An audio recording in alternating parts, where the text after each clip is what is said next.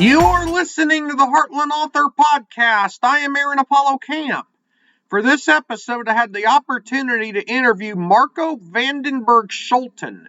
Marco is a championship-winning basketball coach in the Netherlands and the author of the novel In Search of Achilles. I'm here with Marco Berg Scholten, who is the author of In Search of Achilles and is a former coach of the Dutch men's national basketball team. Marco, welcome to the Heartland Author Podcast. Thank you very much. Feel free to introduce yourself to our listeners. Well, I am a typical Dutch basketball coach in that sense that I grew up playing the game in the only city in our country, which is, by the way, the country with, on average, the tallest people in the world. But in my hometown of Groningen, which is actually also one of the main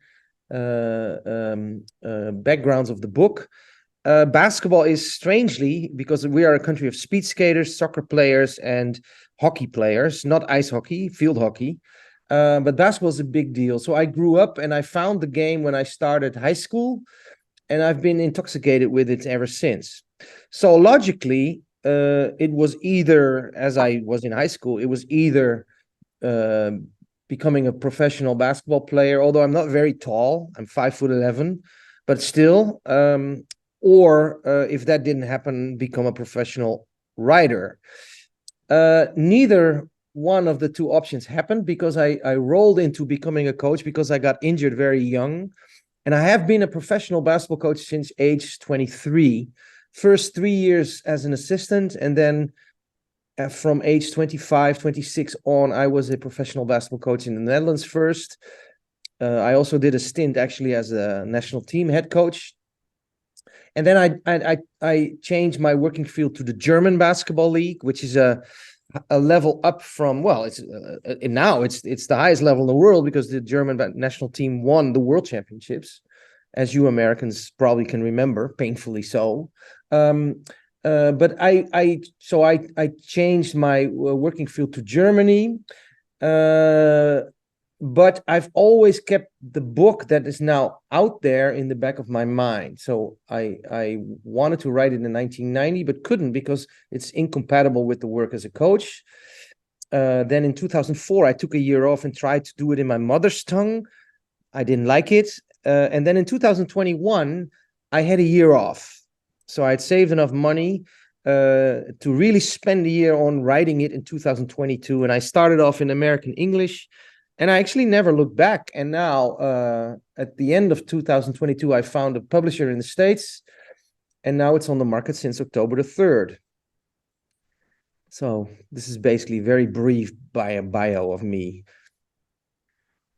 And also, for those of our listeners that might have seen videos of like cycling infrastructure on roads, a lot of those videos are produced in the Netherlands, which has a lot of dedicated cycle paths.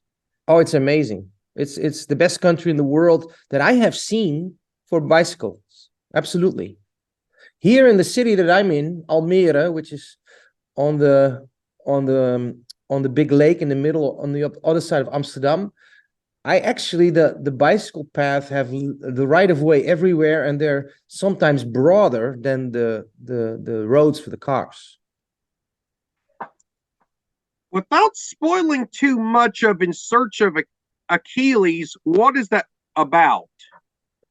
It is actually about a young man in 1990 who's about to finish his studies. So he's basically on the threshold of entering society in a working sense. And he's hesitant because he sees all around him a blatant growth in loss of morals. And he wonders, how in the world can I fit in this world? and the journey starts there with him at the threshold of stepping into life. He secretly wants to be a writer. This is a cliche for every debut, I know, but it's really true. And he's looking for a confirmation from a good friend of his whose name is Achilles, who also, he thinks, wants to be a writer.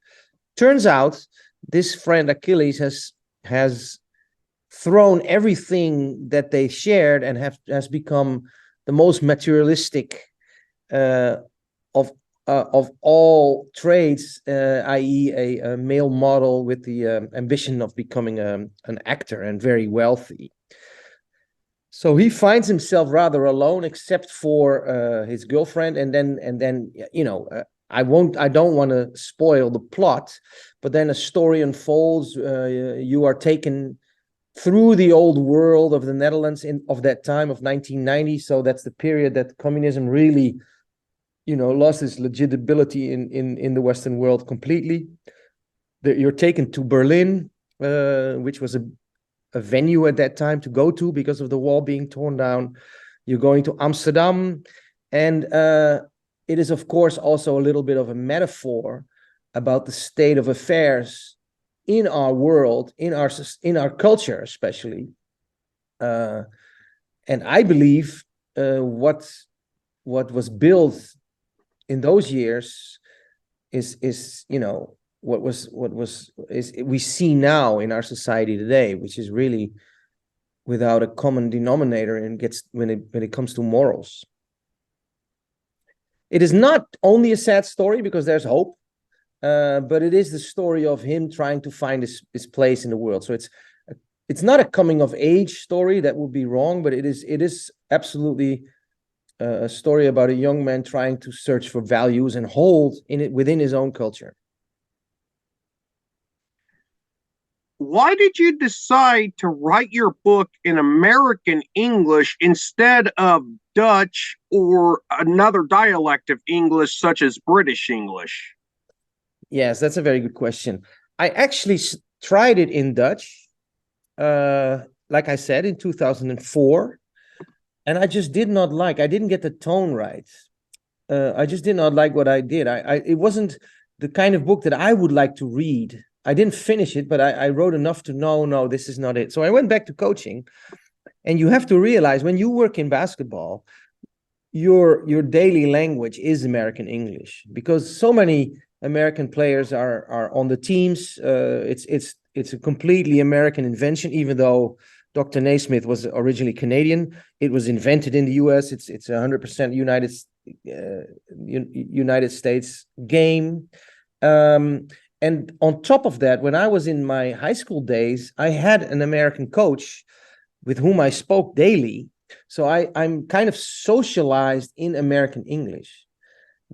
To go even further, any serious book of literature or philosophy that I read, I usually take the American copy, the English version of it. So I'm reading some German authors right now, and instead of reading it in German, even though I have a German wife and my German is actually pretty good, I still buy it in English. So I guess that's my instrument.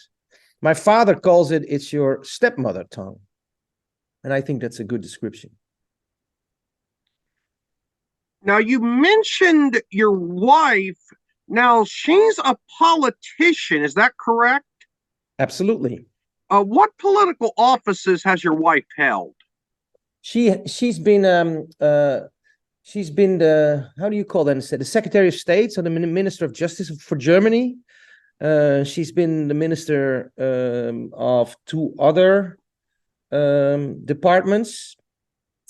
She was the chairman of her political party, the SPD, the Social Democratic Party of Germany. And presently, she's the vice president of the European Parliament. So she's a pretty big kahuna in that world. Wow, that is a huge office to hold. Yes, and especially in these days, yeah. Now, Color Books, not to be confused with the Kohler Company here in the U.S. that makes faucets, is the publisher of your book. Yes. Is Kohler Books a self-publishing company, a hybrid press, a small traditional publisher, or the imprint of a larger traditional publisher? They're a small traditional publishing company that also offers hybrid deals. I'm part of a hybrid deal. You're currently writing a second book. Do you have a title or working title of your book? And without spoiling too much of your second book, what will it be about? The working title is Fade into the Light, and it will be about freedom. Ooh, that's interesting. Freedom is such a word that can here in the United States in political discourse. Freedom is often used depending on a particular politician's perspective to mean a lot of different things. That's correct. Well, let me first state about the Declaration of Independence and the Bill of Rights. I think this is one of the most inspiring political documents ever written by humans. So the ground thoughts behind it are really something that has pushed our culture forward in the right way. Unfortunately, we're now living in times when it's no longer, let's say, grounded in morals. So it's being interpreted in such a way that I believe people are actually losing the very individual freedom that the foundation of the Republic of the United States was based upon. What do I mean with that? I mean with that freedom ultimately is not decided by a freedom of choice, irregardless of the situation you're in, irregardless of the consequences of the choice. I believe freedom is ultimately only achieved if you are free from your own, let's say, enslaved subconscious habits that actually fetter you towards becoming more egotistic. And clearly, we're in a time when that part of humanity is highly well, those buttons are being pushed by companies that seem very good at manipulating our minds to fetter us more to those negative habits. And I believe freedom is a spiritual quality that you have to find inside yourself. And this is what the book is about. And I believe that it is the goal that every human being should strive towards in his life. You read a few chapters of the Tao Te Ching, which is a historical Chinese great text, every day. Does the Tao Te Ching influence your writing, and if so, how? Oh, absolutely. It's in general, the Eastern philosophies influence me daily. Not just the Lao Tse, Tao Te Ching, also the Zen Buddhist text from some Japanese philosophers, for example.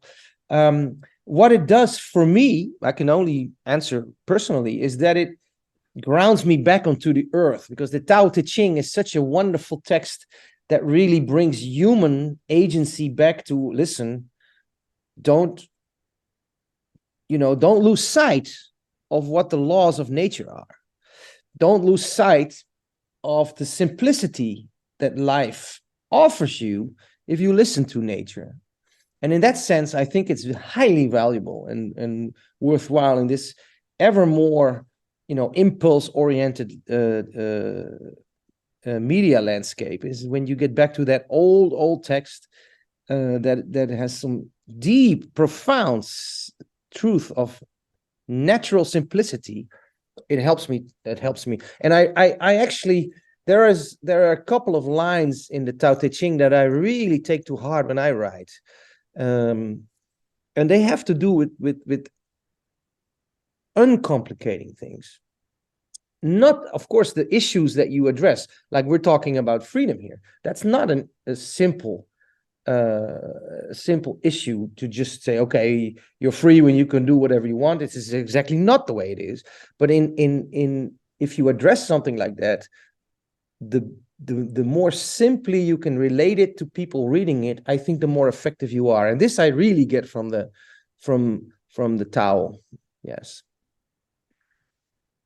Now, if I'm not mistaken about your a basketball coaching resume. You were a basketball coach in the Netherlands and Germany for 3 decades. You won the Dutch Basketball League, which is the Dutch equivalent of the NBA here in North America, championship twice, and the Dutch Basketball Cup, which lacks an American equivalent and is sort of the Dutch basketball equivalent of the FA Cup and English soccer ones.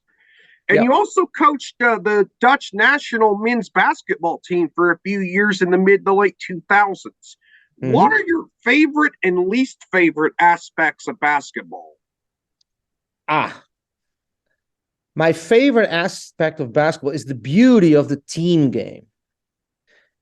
When a group of people really click and really start to trust each other, basketball almost becomes like great jazz music.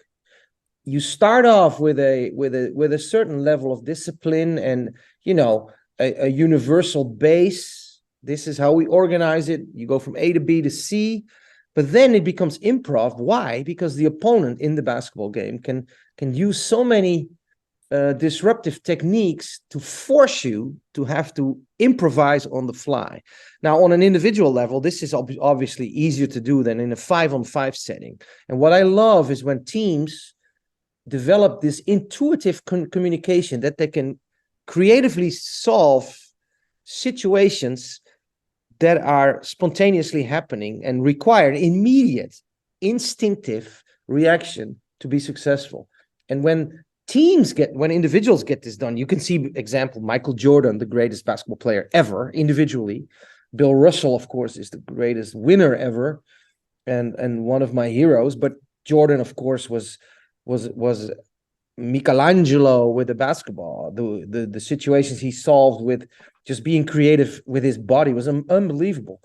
That is, of course, the great poetry of basketball. But when 5-man team does it without hesitation, it's really like music, like great music. Like, I don't know if you're a jazz guy, but Kind of Blue, the famous jazz album by Miles Davis, that's how basketball can be at times. The San Antonio Spurs in the days of Tim Duncan with Parker, Ginobili, and all them, they were like that. The great Chicago Bulls in the 90s, they were like that. And in Europe now, we have a lot of, because in Europe you can still really play defense in basketball, we have a lot of teams vying for that. So this is what I like the best about it. And it's always been my goal as a coach to get people, so a team of persons, to connect with each other in such a way that they can develop this trust and this level of intuitive togetherness. What I dislike the most about it is that this whole process of coaching is often judged by people who have no idea what these things are about. That's what I dislike about it. Marco, you are a wonderful guest for this podcast, and I thank you for appearing on the Heartland Author podcast. You're welcome. It's wonderful to talk to you. Thank you for making the time for me. I enjoyed interviewing Marco, and I hope to be able to read his book soon. This is Aaron Apollo Camp reminding you all to write your imagination. Bye for now.